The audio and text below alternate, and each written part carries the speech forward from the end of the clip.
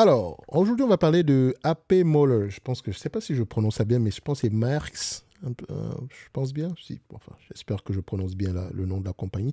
C'est une demande spéciale d'un abonné top premium, donc on va aller assez rapidement ici. Ça fait longtemps que je n'ai pas fait d'analyse quantitative. Alors, faire simple. Croissance des revenus. On a plutôt des revenus. Voilà. Ça se voit ici que c'est une compagnie cyclique.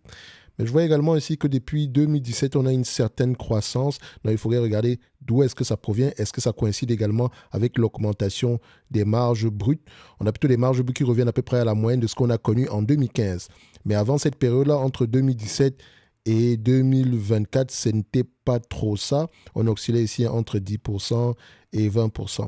Donc, qu'est-ce qui a poussé le business à avoir des marges? Par exemple, il me semble qu'à une époque, Marx avait également des velléités. Enfin, vous investissez également dans le pétrole à une certaine période. Je pense qu'ils ont dû vendre ce segment d'activité-là. Donc, bref, c'est du transport maritime. Et quand qui dit transport maritime, dit ici price taker. Donc, c'est-à-dire que ce n'est pas eux qui fixent les prix. Ils subissent le prix du marché et tout ce qu'ils ont à faire ici, c'est gérer les coûts de production. Point barre. Donc, ce qui veut dire que la pandémie a ramené beaucoup de mauvaises informations comme celle-ci. OK? Donc, on s'attendait à ce que les marges actuelles ne soient pas durables, de telle sorte que quand on regarde à peu près, si on se limite à l'EBITDA, tout a augmenté. On avait une démarche de 45%. Incroyable. Net margin, on avait des net margins presque aux alentours de 36%. Excusez-moi, mais c'était exceptionnel. Littéralement. Exceptionnel. Parce que si on revient sur une dizaine d'années, une vingtaine d'années ici, c'est un business qui a tendance à avoir des marges aux alentours de 6,6%. Bien géré quand même, hein. C'est un business bien géré. Mais qui a des marges aux alentours de 7,23%. 7% par là. OK? Ce sont des marges nettes parce que c'est un business à capital intensif. Et donc, il faut aller regarder ici les free cash flow. Et encore, je pense même qu'il faudrait même regarder au-delà des free cash flow, histoire de voir si elle ne vend pas également certains segments d'activité ici. Donc, on va regarder le cash flow lié aux investissements ici, histoire de voir s'il n'y a pas une partie. Donc, je peux voir ça ici. Hein. Même si je n'ai pas l'habitude d'utiliser sur Fastgraft. Voilà, Financial, Income Testament. Non, c'est le cash flow testament que je cherche. Voilà. On va les mettre annuellement. Qu'est-ce que ça va donner? Tic-tac, tic-tac, tic-tac, tic-tac, tic-tac. Les aléas du direct, les amis. Voilà. Donc, je vais regarder ici la partie cash flow from investing activity. CAPEX de 4,2 milliards. Est-ce qu'on vend? On a OK. Voilà, c'est ce que je disais. Ils vendent parfois certains segments, certains de leurs navires ou bateaux, je ne sais pas comment on appelle ça. Donc, on en a vendu pour 500 millions d'euros. Donc, en réalité, la dépense en capital est aux alentours de 3 milliards 700 pour 11 milliards 400 de cash flow généré. On a également on a également ici des investissements en actions. OK, bon, ça, c'est... Prends ça, ça, ça. Donc, oui, il faudrait ajuster les free cash flow de manière générale. Il faudrait ajuster la dépense en capital ici de manière générale. Mais ce n'est pas plus grave que ça. Donc, les free cash flow sont peut-être même plus élevés que ça. Mais bon, connaissant ce genre de business, je sais que les net income auront tendance à se rapprocher des bénéfices nets dans le temps. Alors, ce qu'on fait avec ce genre d'entreprise, on regarde également la dette nette. C'est le genre de business qui ne doit pas être endetté. Sur ce genre d'entreprise, la dette nette doit être inférieure à, je pense que 3 même, c'est déjà beaucoup. D'accord? Parfois, moi, je dis toujours 5 ici, mais préférence sur ce genre de business, 3, c'est correct. Et encore, préférence, et il faudrait même voir si l'entreprise n'est pas endettée, c'est encore mieux. Ici, il semble-t-il que l'entreprise ne soit pas endettée. Elle a même du cash net, près de 7 milliards 500 de cash. Je pense qu'ici, c'est en couronne danoise. Donc, vous pouvez mettre ça en dollars en faisant ceci. Venez ici. On va sur Danish. Voilà, couronne danoise. On a près de 54 milliards en couronne danoise. Donc, techniquement, si on prend les 54 milliards en question et virgule quelque chose ici, divisé par la capitalisation boursière actuelle, en cash, 30% de la capitalisation boursière, c'est du cash. Donc, si vous achetez cette compagnie à 178 milliards en date d'aujourd'hui, vous allez trouver à l'intérieur 54 milliards de couronne danoise. Donc, c'est déjà une bonne chose. Donc, ce qui nous pousse ici à aller regarder les actifs tangibles nets par action, histoire de voir s'ils ont tendance à croître. Si on les prend ici en couronne danoise, ça donne combien? On a 21 582 couronnes danoises par action. Ce qui veut dire que le price to book le price to tangible book value ici est de combien? En moyenne, le marché paye combien de fois ici? Le book value. Voilà. Il paye à peu près une fois le book value. Aujourd'hui, le book value est situé à 21 milliards, 21 582 couronnes danoises. Alors, ce qui veut dire que si vous payez 11 545 couronnes danoises en date d'aujourd'hui, en réalité, vous payez un prix inférieur aux actifs de la compagnie. Donc, si on vend l'entreprise, si on ferme la partie opérationnelle, on vend les actifs à leur juste valeur, on rembourse la dette, vous aurez chacun 21 582 couronnes danoises. L'entreprise est extrêmement sous-évaluée. OK? Mais maintenant, la couronne le book value est constitué essentiellement de quoi? Ici, on a vu qu'il y a énormément de cash. Énormément de cash. Près de 54 milliards de couronnes danoises en cash. 54 milliards, ici, ça donne combien? À peu près... attendez. 54 milliards... ça donne combien? Divisé par... Ils ont à peu près 16 millions d'actions. Attention. Donc, on a à peu près pour 3375 couronnes danoises par action en cash. Le reste, c'est de l'équipement, ce genre de choses. Et c'est qui est une bonne chose. Donc, on peut déjà voir ici que l'entreprise est sous-évaluée par rapport au book value.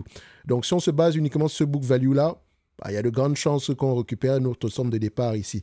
Mais après, on aimerait bien avoir une sécurité supplémentaire. Nous avons un business ici qui est, voilà, il est cyclique de manière générale. En médiane ici, sur les 20 dernières années, c'est une entreprise qui a rapporté à peu près 2 milliards en couronnes danoises. C'est combien? Faites attention, parce que là, c'est couronnes danoises. Donc, si je le mets ici en dollars, ça ne sera pas le même chiffre. Donc, je mets couronnes danoises, ça donne à peu près 17 milliards en termes de couronnes danoises sur les 20 dernières années. C'est un business qui va se payer aux alentours de entre 10 et 15 fois les bénéfices. OK? On peut vérifier également ici avec le price to earning. Price to earning. Price to earning. Voilà. On prend la médiane. Ça nous donne ceci. Donc, le marché paye généralement en moyenne pour ce business 10 fois les bénéfices. Et encore, je considère même que payer 10 fois les bénéfices est trop bas. Surtout que pour une entreprise, même si elle est cyclique ici, c'est 15 fois. Donc, ce n'est pas plus grave que ça. En plus, elle n'est pas endettée. Le rachat d'actions ici, c'est normal qu'il soit massif. Quand on peut regarder ici, le buyback yield ici, il est tout simplement aberrant. Près de 15%, c'est la capitalisation boursière qu'ils ont racheté. Si on regarde ici le shareholder yield, sur les dernières années, vous avez reçu presque 80%. Waouh! Waouh! Non, je suis choqué. Donc, on a retourné une grosse partie de ce qu'on a gagné ici en dividendes. On a eu des dividendes exceptionnels. Dividendes per share. Ouais, on a eu des dividendes. Waouh, magnifique. Oh là là là là là là là là là là là là. Ça me rappelle à peu près ESSO. C'est magnifique. En plus, on a la partie opérationnelle qui se porte également bien. Donc, ceux qui ont investi sur cette compagnie depuis très longtemps ont dû récupérer leur somme de départ. Ah, waouh, c'est magnifique. Donc, on aime ça. OK? Donc, au prix actuel, c'est 17 milliards, c'est une entreprise. Voilà, prenons 10 fois les bénéfices dans tous les cas de figure. Si on divise par le nombre d'actions, si on enlève le cash net ici, même pas le cash net, on fait plus le cash net. On a près de 54 milliards en cash net, divisé par le nombre d'actions. On a 16 millions d'actions, j'arrondis, hein. C'est bien moins que ça, divisé par 16. Ça donne à peu près 14 000 couronnes danoises au prix actuel. Et ça, on n'est même pas au niveau du book value. Et j'ai su conservateur à 10 fois les bénéfices. C'est-à-dire que même au prix actuel, c'est 10% de rendement. Si l'entreprise vous reverse la totalité des bénéfices nets en dividendes, vous avez un rendement potentiel aux alentours ici des 9%. C'est le dividende en lui-même. Si dividende il y a sur cette compagnie, Maersk. OK. C'est lequel? C'est le B que j'ai pris. Voilà. OK. Donc, le dividende en lui-même, c'est une entreprise. Bon, le dividende a tendance à énormément fluctuer, mais il faut bien regarder ici. Je pense que quand il gagne beaucoup d'argent, il y a soit un dividende exceptionnel, mais sinon, on reste aux alentours ici de 200 couronnes danoises par action, 200 à 300 couronnes danoises par action. Après, on peut également normaliser ces résultats-là, hein. Mais c'est une entreprise qui est bien gérée. Elle est très bien gérée, d'ailleurs. Donc moi, je pense qu'au prix actuel, c'est sous-évalué. Si on se met au niveau du book value, on peut avoir 2 fois plus que ça. Si on se pose au niveau ici, la partie opérationnelle à 10 fois les bénéfices, c'est également assez intéressant. Donc pour moi, Maersk, c'est un prix intéressant en date d'aujourd'hui. C'est une entreprise bien gérée en termes de pricing power. Non, pas du tout. En termes d'avantages concurrentiels, on ne va pas se dire qu'il y en a, mais elle est très bien gérée au prix actuel. Est-ce qu'elle mérite d'avoir une place dans ma watchlist? Non, pas du tout. C'est trop cyclique pour nous. Mais il faut reconnaître qu'elle est assez bien gérée en date d'aujourd'hui, sauf si les chiffres ici ne sont pas bons. Ok, donc je vous encourage à lire profondément ici, en profondeur au sein de sur cette compagnie, histoire de voir également si elle n'a pas d'actifs cachés. En tout cas, ceci n'est, comme on a vu, non un conseil d'investissement. Un like, un abonnement, un commentaire, ça fait toujours plaisir. Et on se donne rendez-vous sur la prochaine vidéo. N'oubliez pas de nous rejoindre en description de la vidéo dans le service Top Premium ou bien dans la Top Newsletter. Et pendant que vous serez là également, ça fait toujours plaisir d'avoir vos avis sur Maersk. Est-ce que quelqu'un a cette compagnie en portefeuille? Surtout pour ceux qui l'ont avant 2020, 2019 par là, est-ce que vous pouvez nous dire à peu près en termes de plus-value, enfin, en termes de dividendes de reçus ici, est-ce que ça dépasse votre prix d'acquisition? Si c'est le cas, gardez vos actions, les amis. Gardez vos actions. Le dividende en lui-même, il aura tendance à baisser parce que c'est une entreprise qui a tendance à être assez...